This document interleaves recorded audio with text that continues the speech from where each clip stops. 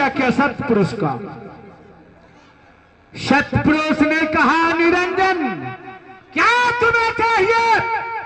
किसने तुम मेरा इतना कठोर तपस्या कर रहा है? मैंने कहा, सत्पुरुष यदि आप हमारे तपस्या से अति प्रसन्न है तो मुझे एक ऐसा स्थान चाहिए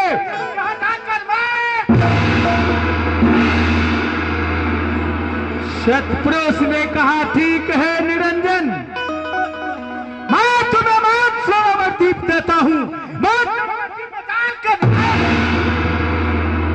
मैंने ऐसा ही किया, मानसरोवर में जाकर के निवास किया। कुछ ही समय के बाद, कुछ ही दिनों के बाद यह मानसरोवर द्वीप मुझे छोटा पड़ने लगा। ये मानसरोवर मुझे अच्छा नहीं लगा। फिर मैंने एक पांव पर खड़ा होकर के 70 युग तक मैंने तपस्या करता रहा।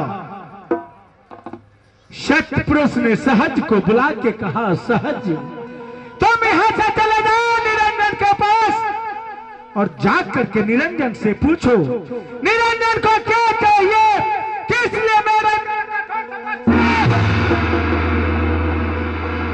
सहज ने मेरे पास आकर के कहा, निरंजन क्या तुम्हें चाहिए?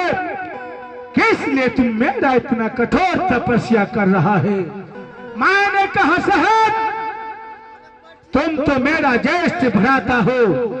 सत्पुरुष से जाकर के अर्जी करो, निवेदन करो, विनती करके बोलो तो निरंजन का यह मानसरोवर द्वीप अच्छा नहीं लगता है। कोई देश दे या राज को राजा बना दे।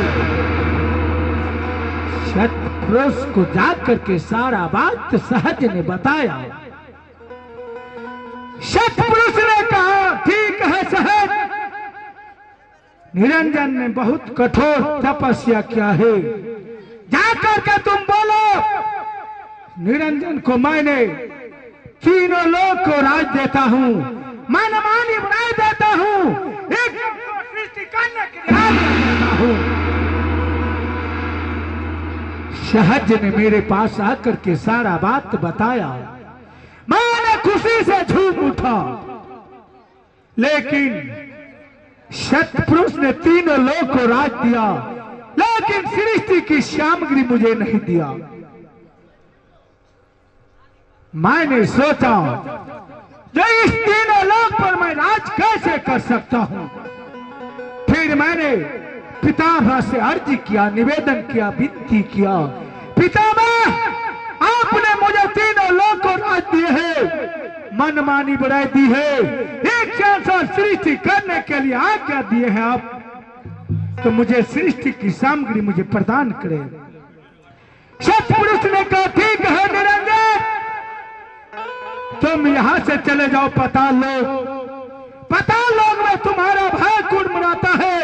कुर्म से जाकर के अर्जी निवेदन विनती करके सृष्टि की सामग्री मैंने ऐसा नहीं किया। मैंने पाताल लोक में जाकर के अपने मोह की बल से, अपने भक्ति और शक्ति की बल से मैंने कुर्म पर अथाह प्रहार करके मैंने अपने नाखूनों से कुर्म का वज्र फाड़ा। जैसे कुर्म का वज्र फाड़ा तो इसके वज्र से निकला सबसे पहले पवन और इनके 3 अंश सत्यतमरज, जिनके बाद आगे चलकर ब्रह्मा विष्णु महेश। इसके वज्र से 5 तत्व निकला, धरती, आकाश, चंद्रमा, सूर्य, वायु, जल, हवा, अग्नि। जैसे मैंने कुर्म को धड़ से सर अलग किया तो रक्त और जल का स्रोत बह चला। 49 करोड़ पृथ्वी का निर्माण हुआ। पृथ्वी को ढकने के लिए आकाश निकले। मैंने सोचा इसमें मेरा कोई नाम नहीं चलेगा, इसमें मेरा कोई वर्चस्व नहीं है। फिर मैंने अपने शक्ति और भक्ति के द्वारा 3 लोक का निर्माण किया। स्वर्ग में 2 पाताल, स्वर्ग मृत्यु और पाताल लोक का मैंने निर्माण किया, लेकिन मेरे पास सृष्टि रचना करने के लिए अमर जीव बीज नहीं था। जैसे किसान को खेती करने के लिए बीज की आवश्यकता होता है, इसी तरह सृष्टि रचना करने के लिए अमर जीव बीज आवश्यक था। फिर मैंने एक पांव पर खड़ा होकर के 64 युग तक मैंने तपस्या किया। सतपुरुष ने आकाशवाणी के रूप में कहा, निरंजन अब तुम्हें क्या चाहिए?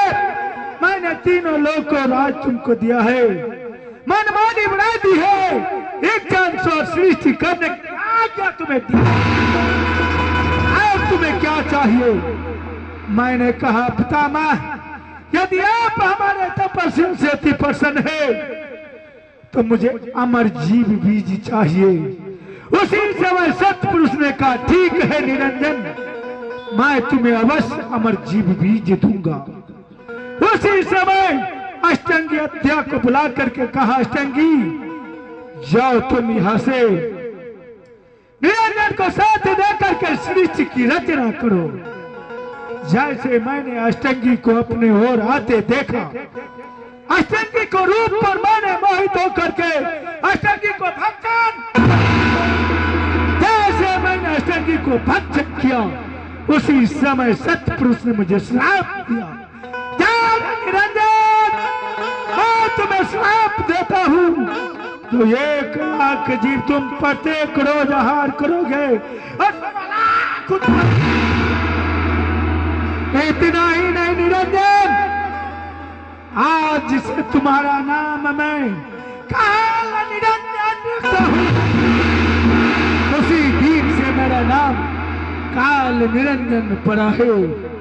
इधर अष्टंगी हत्या ने सतपुरुष को सुमरन करके मेरा बाया पाजर फाड़ के बाहर, जैसे अष्टंगी ने बाहर निकली, मैंने कहा, अष्टंगी सतपुरुष ने तुझे मेरे लिए भेजा है, आओ हम दोनों मिलकर के सृष्टि की रचना करें।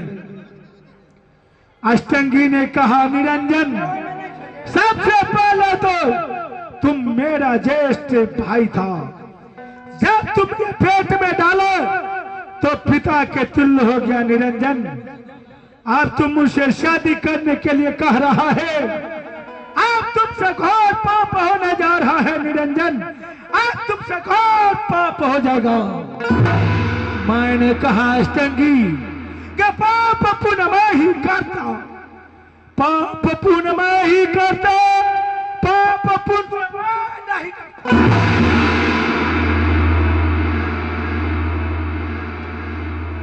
ये पाप पुण्य मेरा ही फैलाया हुआ जाल है।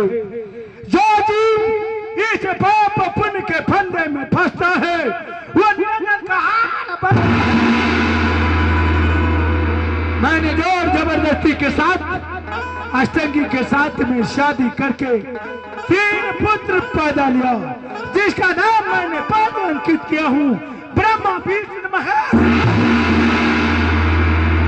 और मैंने कहा, अष्टंगी ये तीनों पुत्र मैं तुम्हें सौंप रहा हूँ और आज से मैं गुप्त स्थान में निवास करूंगा, और वह तीनों पुत्र बड़ा हो जाए तो समुद्र मंथन के लिए भेज देना, और मैं इसी दिन से गुप्त स्थान में निवास करता हूं।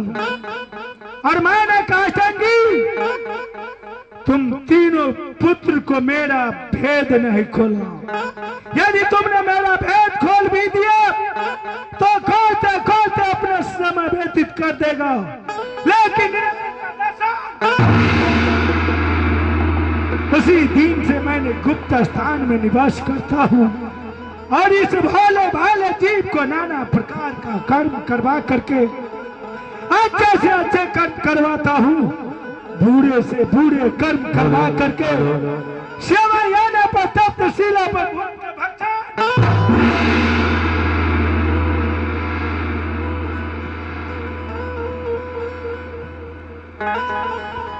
उसी दिन से मैंने इस जीव को नाना प्रकार के कर्म करवाता हूँ। इस जीव से मैंने पूजा पाठ भोज भंडारा होम जाप नेम, इस जीव से मैंने सोमवारी मंगलवारी बुधवारी शिव चर्चा मैंने इस जीव से करवा करके इस मृतलोक में भरभूत करके समय आने पर तप्तशिला के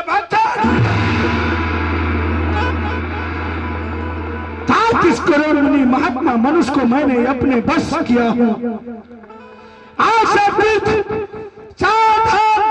काठ पत्थर के बने देवी देवता भैया भवानी उड़ती मूर्ति को मैंने इस जीव से पूजा पाठ करवाता हूं।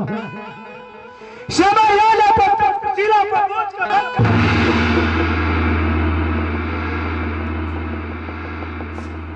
लेकिन आज मुझे क्यों ऐसा अनुभव हो रहा है कि कोई ज्ञानी लोग मेरे ही लोक में आकर के मेरे इस जीव को सतपाठ पढ़ा रहा है, सतलोक में लेने के लिए आए हैं। मैं चल करके देखता हूं जो कौन ऐसा ज्ञानी है जो मेरे लोक में आने का साहस तो किया है। प्रकट हो मेरे सामने में कौन है, कौन है?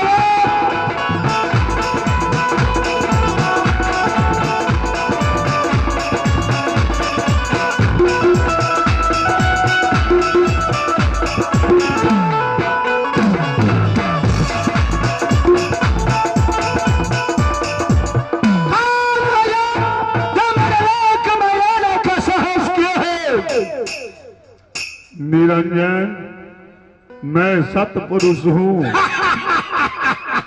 और सतलोक से आया हूँ। मेरे लोक में आने का कारण क्या है?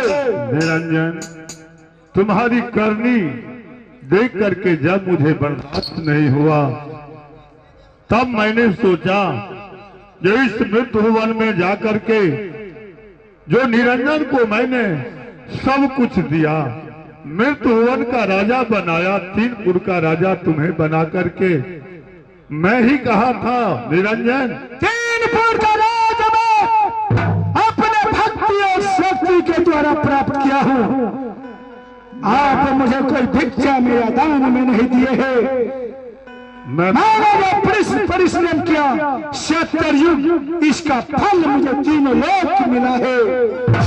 मैं मानता हूँ निरंजन, तुम्हारी तपस्या से जब मैं प्रसन्न हुआ तब मैंने ही कहा निरंजन तुम मृत्युवन में जाओ और सृष्टि की रचना करो और 3 लोकों मालिक बन जाओ।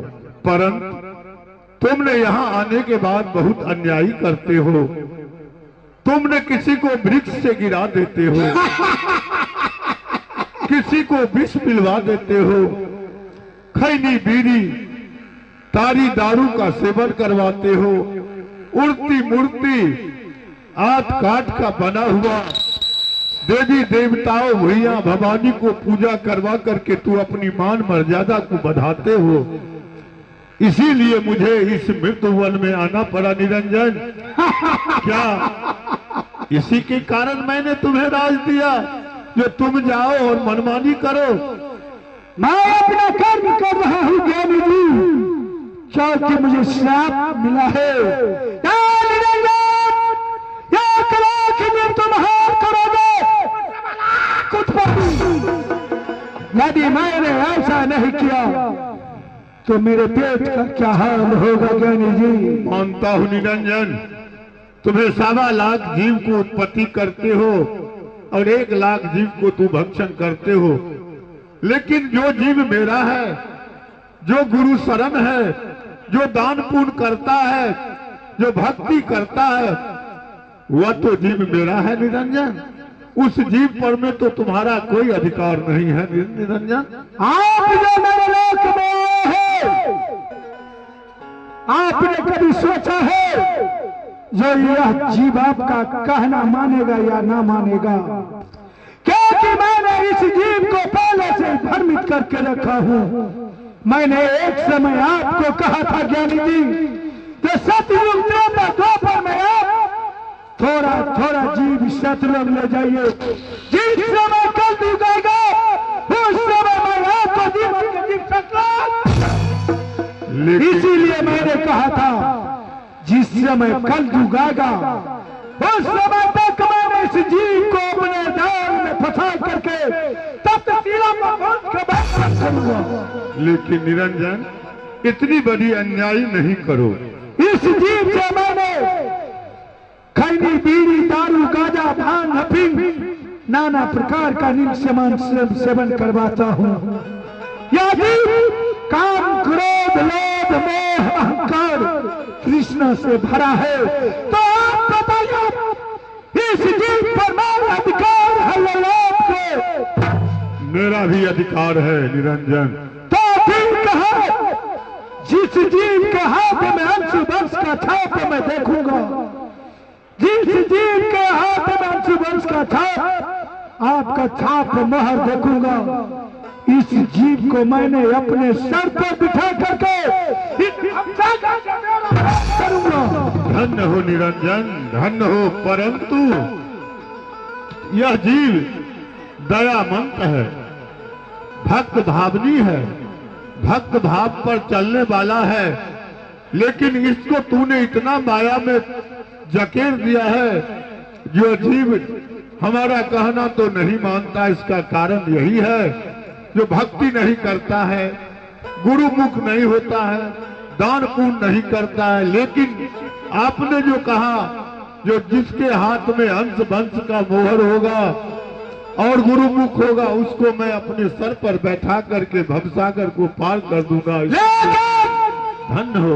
इसमें मेरा एक और शर्त है, जो इसमें तिलक में एक पंथ आप चलाइए और 12 पंथ मेरा कबीरपंथी के नाम से चलेगा। 12 पंथ के अंतर्गत जितने भी जीव भ्रमित होगा वो कहा